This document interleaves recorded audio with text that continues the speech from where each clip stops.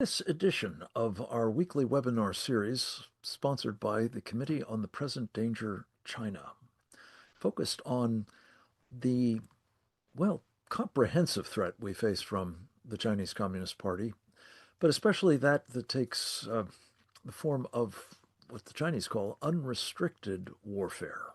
The not so much non-kinetic as pre-kinetic sorts of conflict that the Chinese have been engaged in for decades for a very clear purpose: taking down the United States of America.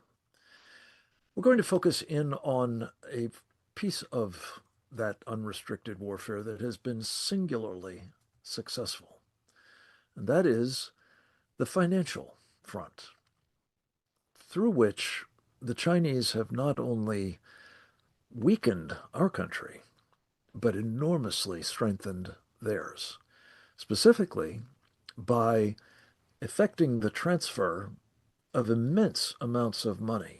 Estimates range from $2 trillion on the low side to perhaps as much as $5 or even $6 trillion on the high side, from mostly the pension funds, mutual funds, exchange-traded funds, indexed funds, and other investment vehicles of largely unwitting American citizens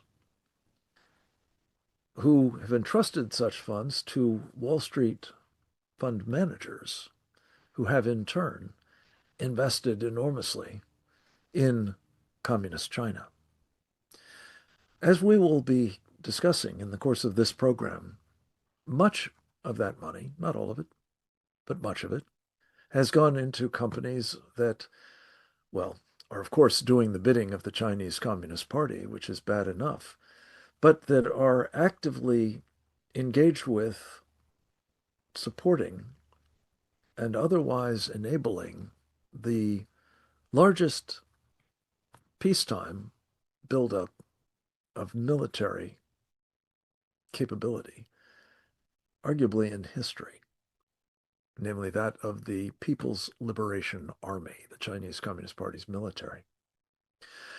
We have the privilege in discussing all of this of hearing from a man who has been really in the vanguard of the effort to not only expose what's being done to the benefit of our mortal enemy and its capacity to inflict immense destruction on, to be clear, not just our men and women in uniform or the Western Pacific, but on us here at home as well.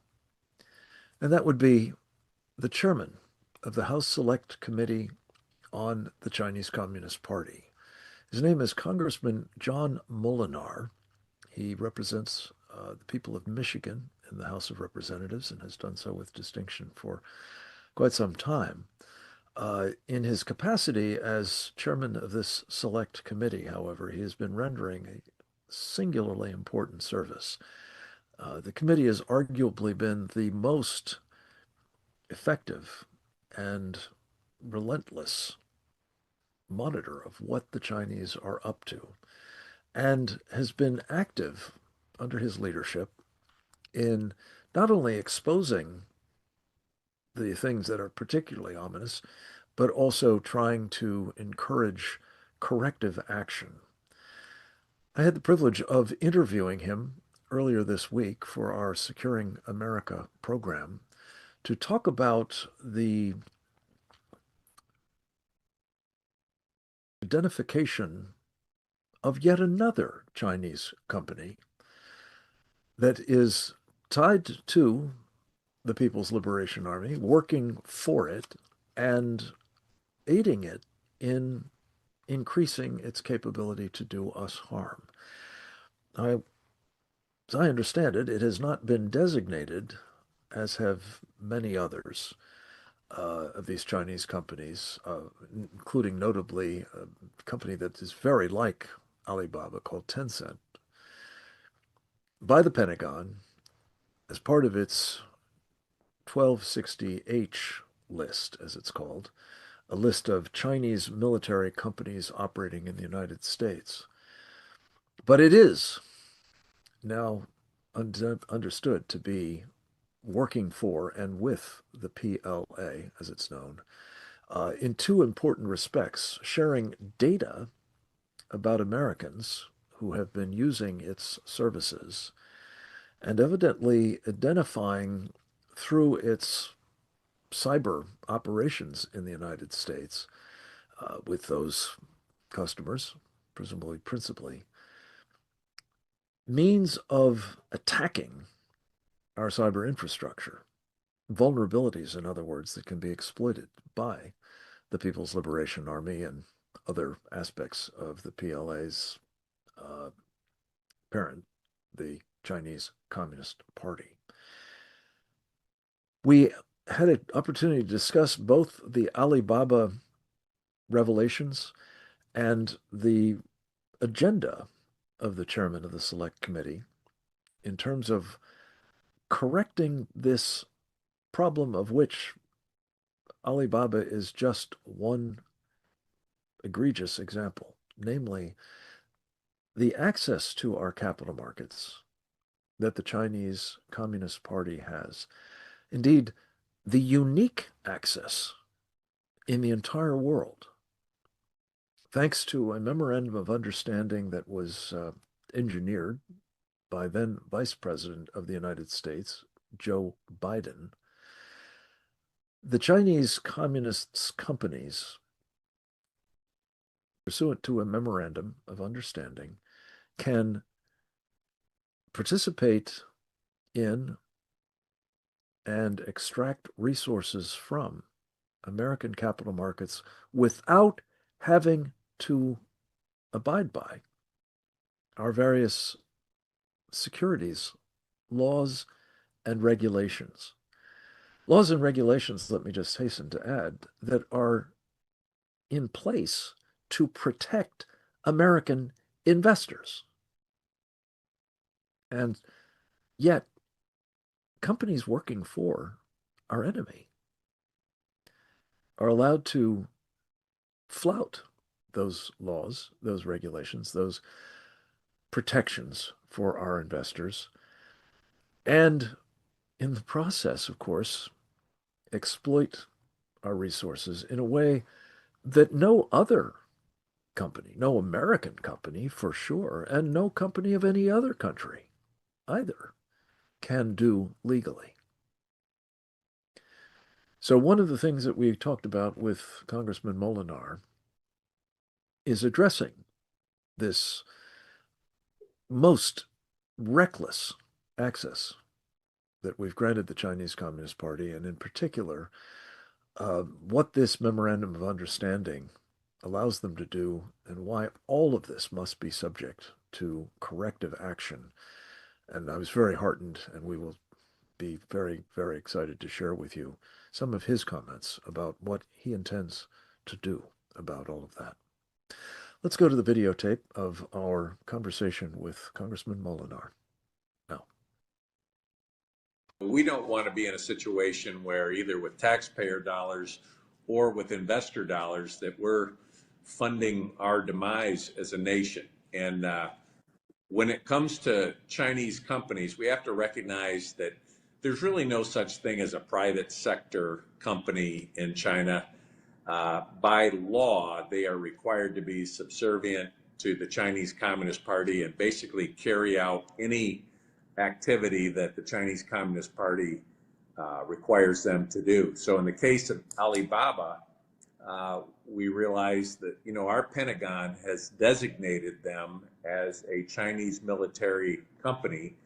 And what we've learned is through this process, because of their national security laws, China, wherever a Chinese company or a Chinese national is throughout the world, is required to carry out the mission of the Chinese Communist Party. And that means when customer data or different information on cloud services, different vulnerabilities and cybersecurity, if those exist and Alibaba is aware of those, they are required to hand that information over to the Chinese Communist Party. So it creates a situation where you don't want Alibaba in our infrastructure in any way. We have asked SEC Chairman Atkins to consider removing companies that are on the entity list for the Pentagon that are considered Chinese military companies not to be allowed on American exchanges. And my hope is that they will move in that direction. But right now we're seeing the situation where American companies, American investors are investing in companies that are linked to the Chinese military, and those technologies could be used against our men and women in the armed forces. Also to slave labor. When you look at recently the different IPOs that have occurred, whether it was cattle with JP Morgan and Bank of America, and then recently a mining company which was put on the exchange and IPO by an American company, Morgan Stanley, and there's a proven track record of complicity in Xinjiang with slave labor, with human rights abuses in Colombia, and so we see these situations where American investor dollars unknowingly are either advancing the Chinese slave labor or cooperation with the Chinese military industrial complex. And that's just wrong. But we need to make it illegal, and we need to take legislation as well as cooperation with the executive branch to shut that down. We are working diligently to put legislation perhaps in the National Defense Authorization Act. That's one potential vehicle where it's where it belongs. And with outbound investment that would codify what the America First investment policy is from the Trump administration. And it's important that we send a clear message and give guidelines to businesses and then sanction those who are complicit in this activity and working with the CCP. It's a work in progress in the legislative process. It's always a negotiation between the House, the Senate, and the executive branch. But clearly, we want to make sure we're moving forward on the legislative agenda because, President Trump is able to do a lot of things unilaterally through executive orders, but for it to last for future presidents, we want to make sure it's codified into law.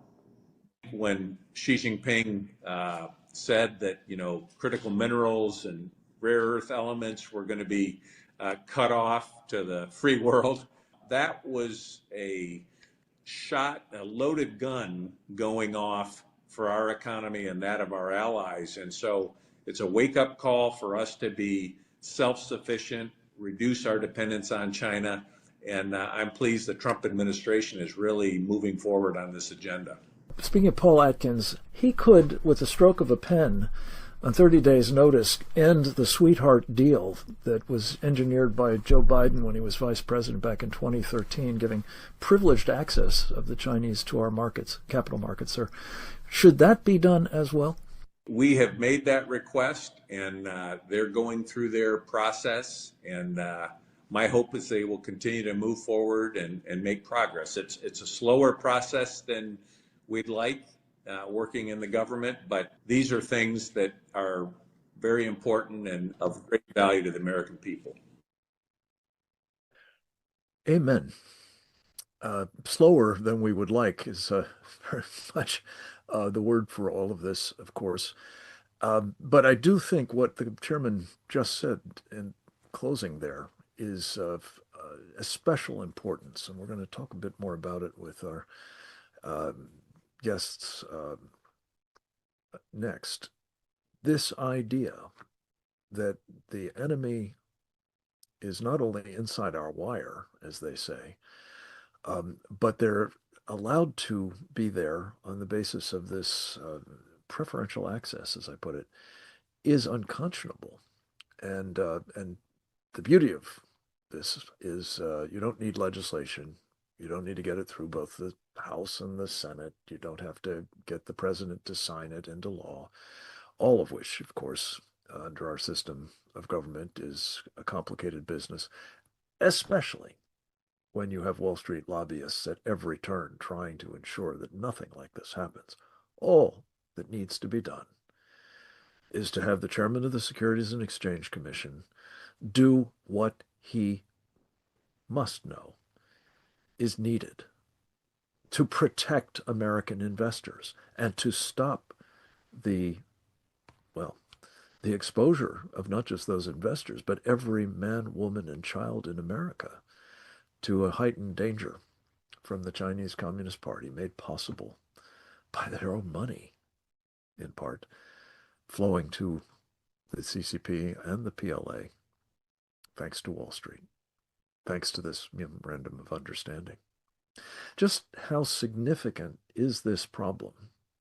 What it means, most especially, yes, for those in the front lines of defending our country against the Chinese Communist Party and this military buildup of which I've spoken.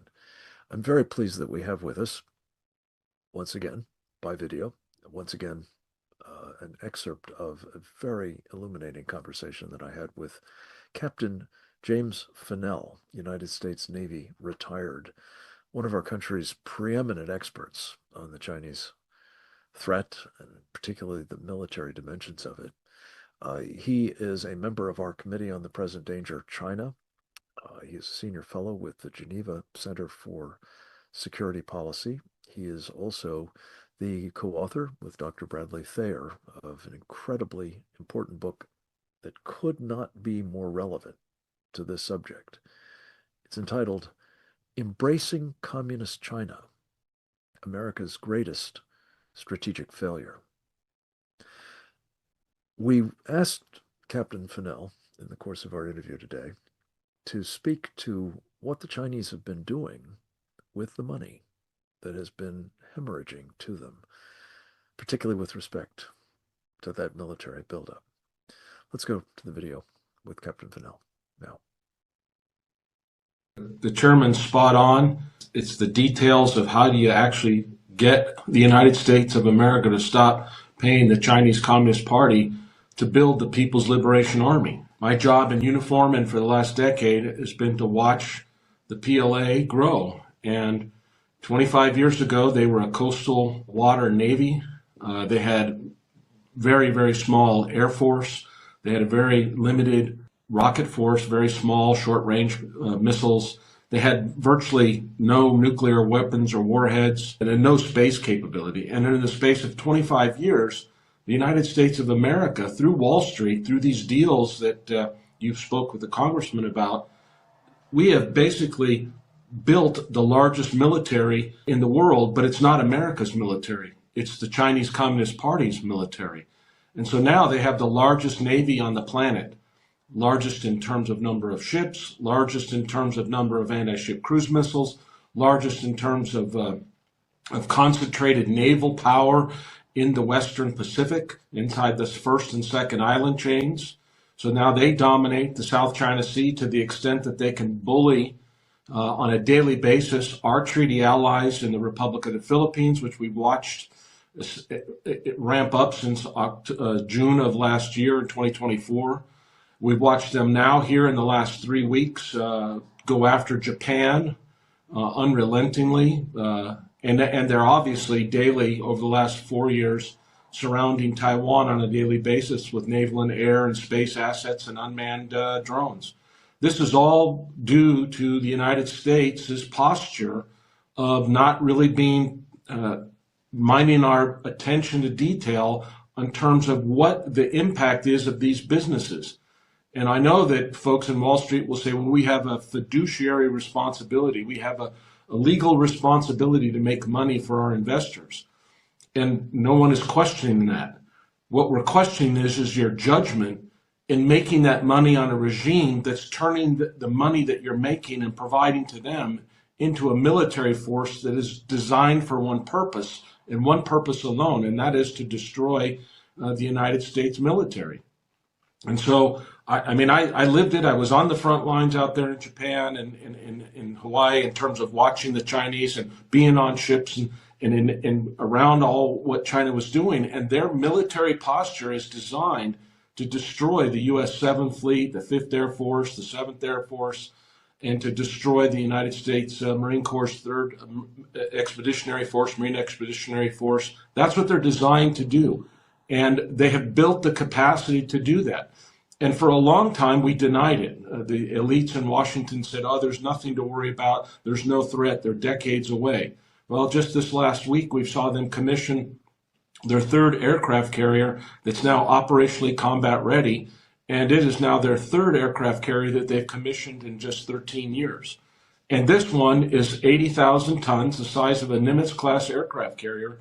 And it also has electromagnetic aircraft launch systems, the latest technology that we have, and they seem to be performing with it very well. They were able to launch a J-35 5th generation stealth fighter while we're still having troubles with our own USS Gerald R. Ford and its ability to launch the F-35, which is a 5th generation fighter, so stealth fighter. So that issue aside, the fact of the matter is the Chinese military, the People's Liberation Army, which is the gun that the Chinese Communist Party uses to execute and implement their strategic goals, which is global domination through the global governance initiative, global security initiative, global development initiative, global civilization initiative, all formal initiatives that are implemented and being promoted through the United Nations are what is China's goal. And they will use that military force. And even if they don't actually shoot somebody, they're using it today, as I said, to bully and harass and intimidate our allies to essentially walk away from the United States and the national security interests that we have. And it's really, really irresponsible to even have this kind of a discussion with somebody. These people that run these corporations in Wall Street, in the Security Exchange Commission, these are educated people. They're very smart, but they refuse to address this fundamental issue. And the pressure needs to stay on them. Captain, one thing that is possible, easy action that could be taken to stop our underwriting or funding our demise, as Congressman Molinar calls it, would be to end a sweetheart deal that Joe Biden engineered back in 2013 that gave the Chinese Communist Party's companies uniquely access to our capital markets without having to abide by our securities laws or regulations. How important would you say it is that we end that insanity? It's absolutely of top priority.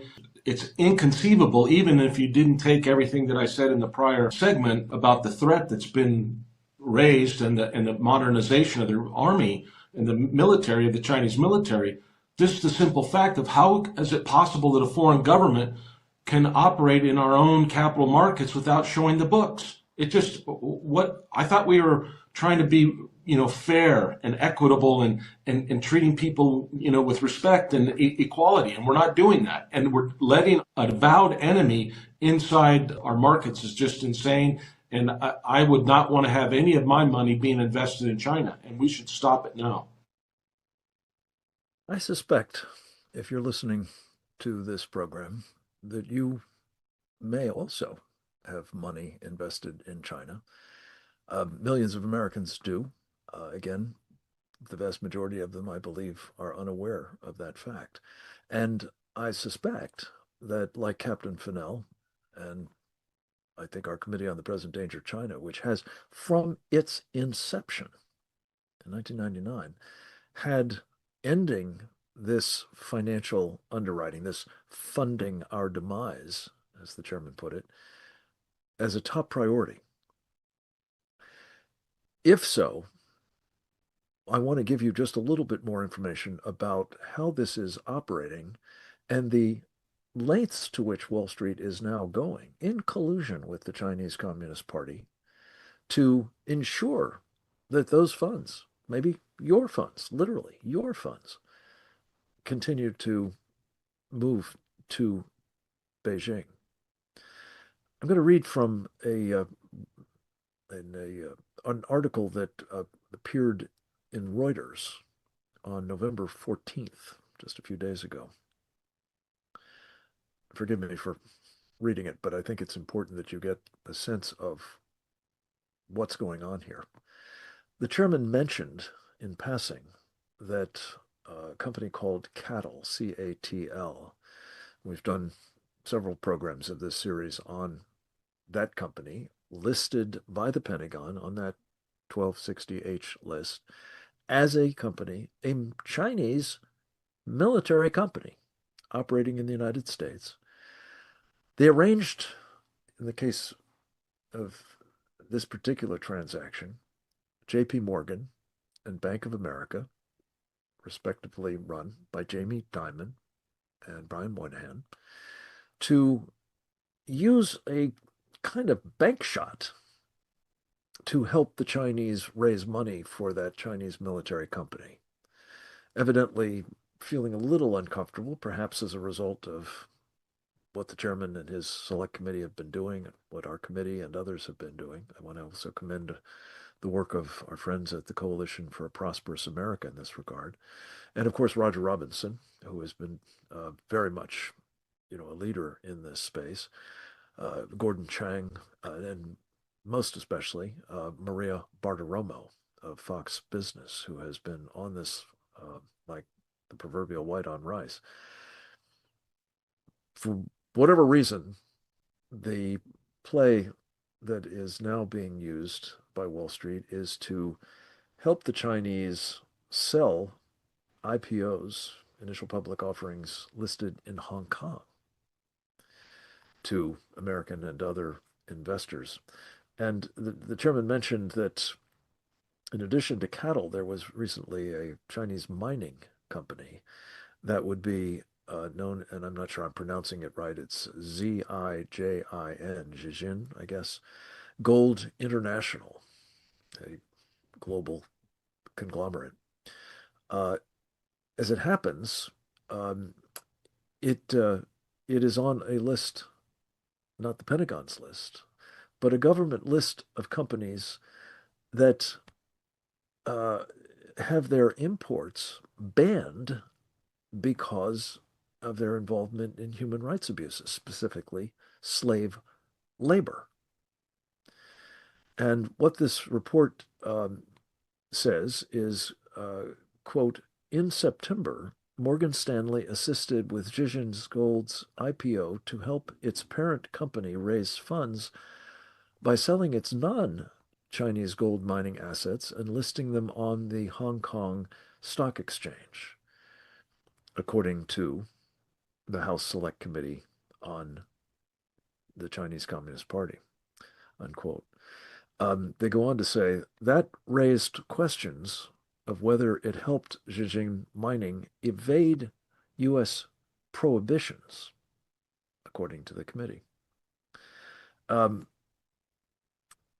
What Representative Molenaar said about this in a letter to Morgan Stanley's CEO, Ted Pick, was, quote, when U.S. financial institutions engage with Chinese firms linked to Uyghur forced labor, they undermine the U.S. government's goal of deterring forced labor globally. And the point is that this is being done deliberately, purposefully by these large American masters of the universe enterprises on Wall Street. And I'm very pleased to say that Chairman Molenaar is seeking documents and communications about Morgan Stanley's involvement in this particular transaction, as he did in subpoenaing documents from J.P. Morgan and Bank of America in connection with their help raising, by some estimates, $5 billion for CATL or CATL. So I simply wanted to say, first of all, thank you to Chairman Molenaar for all of these efforts. Thank you especially for trying to hold accountable Wall Street enterprises that are selling out our country and doing so with certain knowledge that in so doing they are aiding and abetting not just our enemy in an abstract sense, but companies that are working for the People's Liberation Army and or, in this case with Xinjiang, slave labor operations explicitly banned from importing to the United States. To comment on all of this, I couldn't be more pleased to have with us the chairman of our Committee on the Present Danger of China, under whose leadership so much of its work has been undertaken to expose this relentless, unrestricted warfare against our country and the captured elites, as the Chinese call them, that are aiding and abetting that warfare against our country. His name is Brian Kennedy. He formerly served as the chairman of the highly regarded, the president of the highly regarded Claremont Institute. He is these days the president of the American Strategy Group. He is the author of Communist China's War Inside America. And if ever there were an example of it, it is what Wall Street is doing, waging war on behalf of our enemy inside our wire. President Kennedy, it's good to have you with us, sir. I'm so appreciative of your leadership in all of these matters, and wanted to give you an opportunity to say a few words, and then we'll have a conversation about where we are and what we need to do now. Yeah, well, thank you, Frank. I'm just proud to be doing this with you, and thank you for your leadership and all your hard work and your dedication to defending this country, because I think that is unfortunately a rare thing today. As I'm listening to both you, but also Chairman Molinar and our good friend Jim Fennell, you're kind of left with this idea that there's almost something suicidal going on. You think, what could the calculation be on the American side for engaging with Chinese corporations this way and trying to bring them in front of U.S. investors? And all you can really think is there's some strange calculation going on that normal people wouldn't really be part of. So let me say a few things, and then, as you said, we can have a conversation. But listening to you, Frank, I was struck with the idea that we're not here with this committee to worry about investors. Just to be clear, investors can figure this stuff out for themselves. What we're worried about is the American people and whether the American Republic can be secured or not from the predations of people like, Xi Jinping and all of his allies in the Chinese Communist Party. When I look at the calculations, it goes something like this for me. Communist China is in a total war with the United States. They mean to extract from us as much knowledge and wealth as possible over as a reasonable period of time as possible. They want to do it slowly so as not to awake the American giant. They want to do it in a careful, calculated way that maximizes returns for them. They've been doing it for 30 or 40 years. It's going swimmingly. You have this chap named Donald Trump. He's a bit of an annoyance, but that too shall pass. And in the meantime, we, the Communist Party, have figured out how to use all the tech oligarchs in the United States to wrap their arms around Donald Trump and to make sure that Donald Trump believes somehow that the future of the U.S. economy is still intimately intertwined with that of Communist China. And so from their point of view, the CCP's point of view, they're managing relationships. They're managing President Trump. They're managing all the tech oligarchs, and they're trying to put President Trump in that relationship in a kind of a box.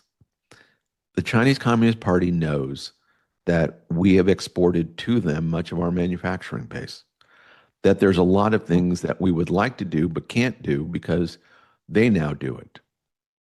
We have a hard time building fighter aircraft. Indeed, it's impossible to produce fighter aircraft without components from communist China. The same is true of our military ships, or our military aircraft, our naval ships, our nuclear weapons, all of that. We need certain components from communist China to make that a reality. We don't have that today. That, of course, is, as I suggest, a kind of suicidal calculation the American government made over many years. What we're dealing with right now is sensible Americans like all of us who are on this webinar trying to understand, how do we get out of this fix? How do we rebuild American manufacturing? How do we slow down and stop the flow of money going from the United States to communist China? How do we awaken the American people? How do we awaken U.S. leaders? How do we support President Trump and his ambitions for America to be a manufacturing powerhouse and to do this all here in the United States? And people will often say to me, well, why isn't President Trump doing more? And I am a pretty enthusiastic defender of President Trump. And I'm always saying, look, he is trying to unwind 3 decades of malfeasance where our leaders have exported the manufacturing of the U.S. to China. President Trump's trying to bring that back. Not that easy to do. And he's trying to do it in such a way that does not cause a kinetic war that we may not be prepared to fight. So it's a very delicate balance he's engaged in today. When I look at the people on Wall Street, as I say, we're not doing this to protect the people on Wall Street. I think most of the time they could care less for the American people. They too are trying to extract the wealth of the American people and put it in their pockets. And so they see China as a way of facilitating all that. But when I look at their calculation, you can kind of see that they're thinking President Trump and this America First movement's not going to last. This is an aberration. This is a moment in time that is going to stand in history as just a short interlude in the globalist march towards, a kind of one world government, a kind of one world economy, a kind of unification of the globalist stream. And whereas President Trump would like to create manufacturing, we on Wall Street all know that's just not possible, and that over time, after he leaves, it will all just go back to what it was. And then throw on top of that, we're all going to have artificial intelligence doing much of what is done today anyway. This dream of President Trump to rebuild American manufacturing and have a kind of golden age is just a bunch of nonsense. And so we're not going to provoke him, but we're not going to cease what we've been doing with communist China. They're the future, and we are going to get as much wealth as possible from the American people and make as much money as possible on this in as low profile a way as we can get away with. That's what I think we're really dealing with here. And I think all the calculations that get made in Washington are really some variation on that. Can President Trump succeed in bringing manufacturing back to the United States? Whatever President Trump says, by the way, about working well with his communist Chinese counterparts, there's a fundamental difference here. Communist China wants to be the manufacturing base. They don't want any of that in the United States. They think that is unjust. They think a deal was made 30 years ago that they're the manufacturers and we are the consumers. If we're going to change that calculation, then all bets are off. So Communist China, they're going to do what they do, which is spend as much money as possible to influence U.S. opinion. They're successful at it. They've bought off Wall Street. They bought off much of official Washington. They are using all of that influence that they've built up over so long a period of time to engage in political warfare in the United States, information warfare in the United States. They have built alliances throughout the world to make sure that that globalist view is perpetrated, whether it's economic deals they make with their Belt and Road Initiative or the kind of resource deals they have to make with other countries like Venezuela or Saudi Arabia for them to attract energy or to get energy for their country. They think they have this figured out. And they don't think the United States is prepared to challenge that, President Trump notwithstanding. And they think over time they're just going to win here. I think for anyone watching this webinar, they really have to up their game, as it were, help us up our game, maybe even better, so that we're able to educate the American people about these things. It's not at all clear to me that America or American conservatives, let's say, or even Republicans, share any of President Trump's ambitions when it comes to his economic golden age. That they don't see us doing the kind of things President Trump wants to do. In fact, quite often they seem to be embracing more the tech oligarchs. They seem to be embracing artificial intelligence. They seem to be indifferent about whether or not our American middle class is going to have the kind of wealth needed in the future. And so, without being at all depressing, because I myself can get depressed about all this, Frank, there needs to be a rethink at the highest levels on the political right in this country about whether we're going to actually defend this nation or not. Today, I don't really see it on the political right. I see one man in President Trump in the White House who shares this point of view with the American people. But that needs to be far more widely understood so that an orderly decoupling from communist China can actually be achieved. Because from China's view, they're in total war, they're winning, and there's going to be a world without Donald Trump someday, and they're going to be well poised to take advantage. So it's really explaining this to the American people and seeing whether or not they can understand this and then take action. So thank you, Frank. I look forward to talking about this further. Yeah. Brian, so much there to unpack. Let me just say that on that question of, is Donald Trump an outlier on sort of the body politic and all of this? Our friend Lee Smith has recently published a very interesting book on the subject entitled The China Matrix, the epic story of how Donald Trump shattered a deadly pact. The deadly pact was basically this, we will help the rise of China and we will manage, if at all, the decline of the United States.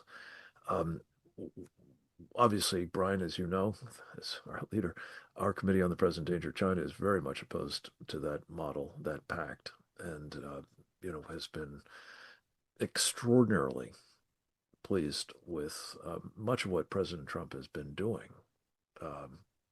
notably reshoring manufacturing capabilities in this country, and otherwise, pursuing the rebuilding of our military and the harnessing of, our financial capabilities as well. And this is a little known fact. We've, again, tried to encourage greater awareness about it and express appreciation for it. But the American First investment policy that was laid out in a national security presidential memorandum by President Trump back in February of this year was really very much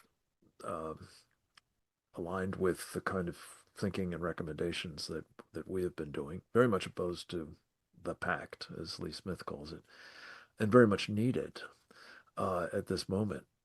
It essentially talked about restricting inbound investment from China to try to prevent them from getting access to farmland in proximity to our military installations, for example, and outbound investment to prevent specifically the enriching of the CCP and its military.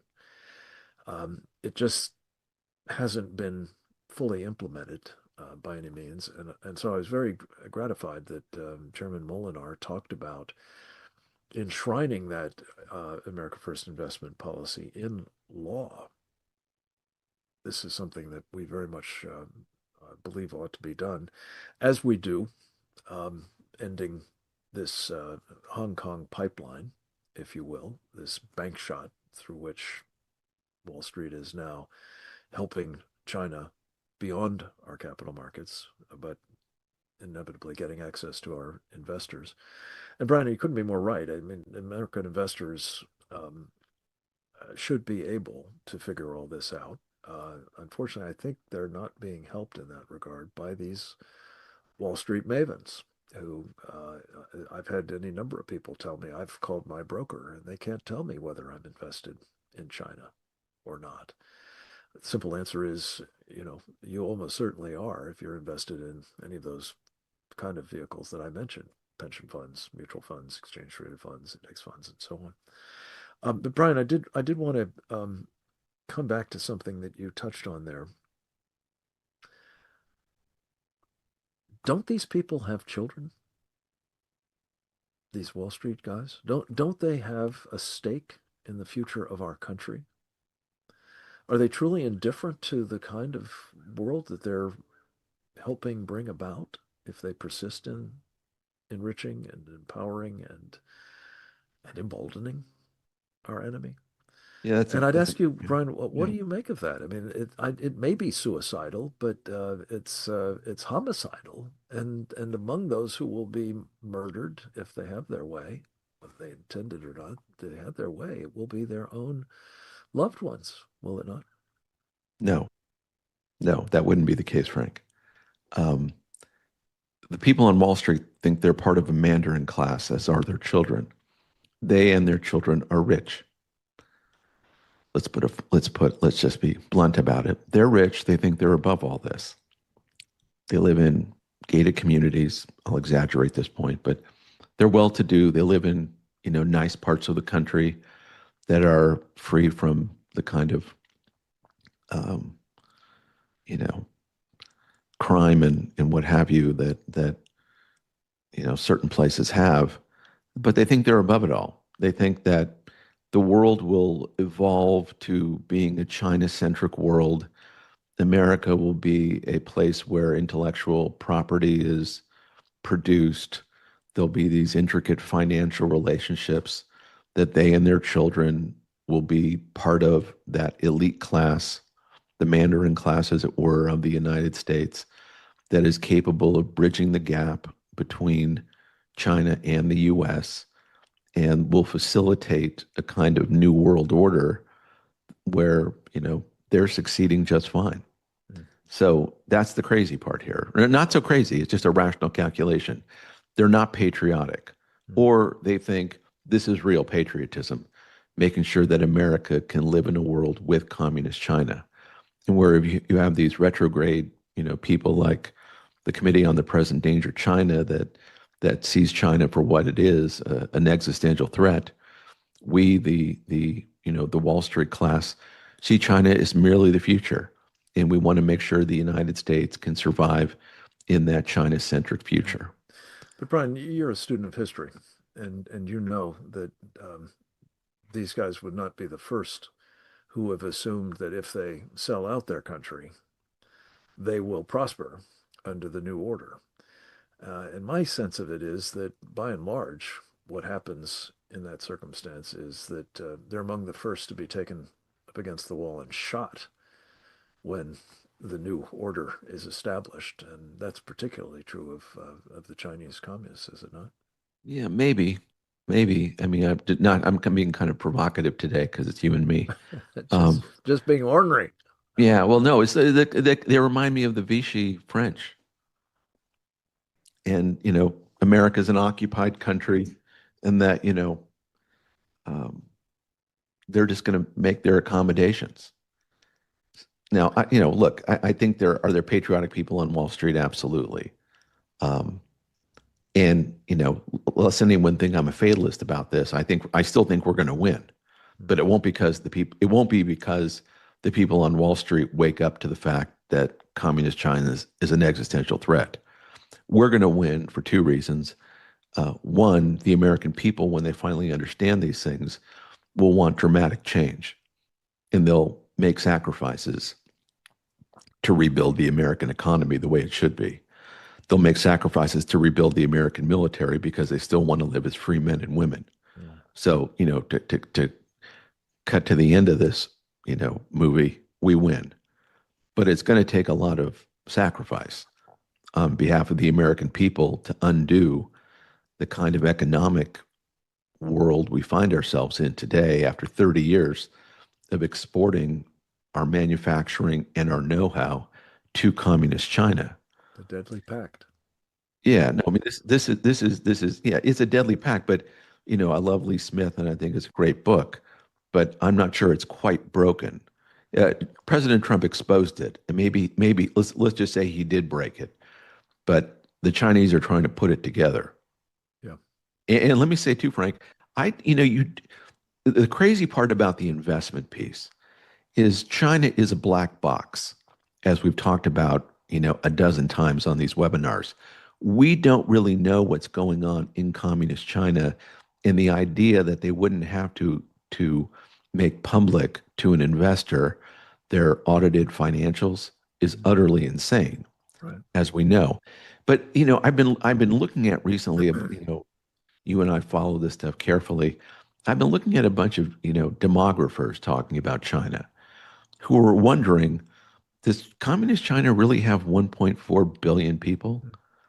Is that actually possible? And of course, if you start talking about, whether or not communist China has 1.4 billion people, you're kind of sounding like, is the earth flat? Like, of course they have 1.4 billion people. We're told ad nauseum they have 1.4 billion people. But do they? Because that 1.4 billion number, or that number over a billion, is something that Wall Street and the globalists use to suggest that the future is communist China. How many people have you and I encountered who say, look, China is the future. They have 1.4 billion people. And, they're very hardworking and industrious and what have you. And that's a lot of toothbrushes. We're going to sell them the toothbrushes. Right. And somewhere down the line here, we're going to be able to sell some widget that we make to all those 1.4 billion people, toothbrushes or something else. Mm-hmm. But then you hear these demographers who say, well, look, 50 years ago, there were about 500 million people. And they would have had to have an incredibly large number of children per couple in order to have reached 1.4 billion. And some people speculate that the number is below a billion. Mm-hmm. Some people speculate the number is below 700 million. Mm-hmm. That starting data point of 500 million may have been wrong. We have no idea. Yeah. But I'm only cautioning people that because they're a black box and they use these numbers so freely, we have no idea what really is true. Because let's say they only had, for the sake of argument, 700 million people. Well, maybe the world's not so inevitable at that point. The Chinese world is not so inevitable. They have huge demographic problems. They do. And with those demographic problems are problems associated with the people that have been living under communism for these 50 years, which has corrupted those people. So the combination of all those things makes them not inevitable, but because they have nuclear weapons and a first-rate military, they're very dangerous. Indeed. And because they have a communist ideology that looks to dominate the world, the United States must be marginalized somehow, some way. And so that's one of the reasons we do all this and talk about this way. Brian, just to pick up on this point about demography, you sort of alluded to the fact that they would have had to have had large numbers of children per couple. And in fact, over most of that 50-year period, they were limiting to one child. the one-child policy.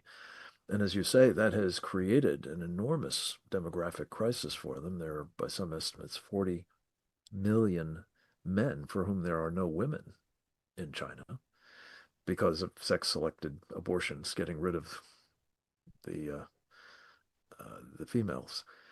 But Brian, beyond that, whether it's 1.4 billion at the moment or not, and I think you're right, that's probably suspect, but certainly the demographic assessments are that they're going to have maybe a population slightly larger than ours at the moment in the next 30 years or so, simply because of the hard realities of having so severely diminished the possibilities for population growth and recovery, an old population and less of them.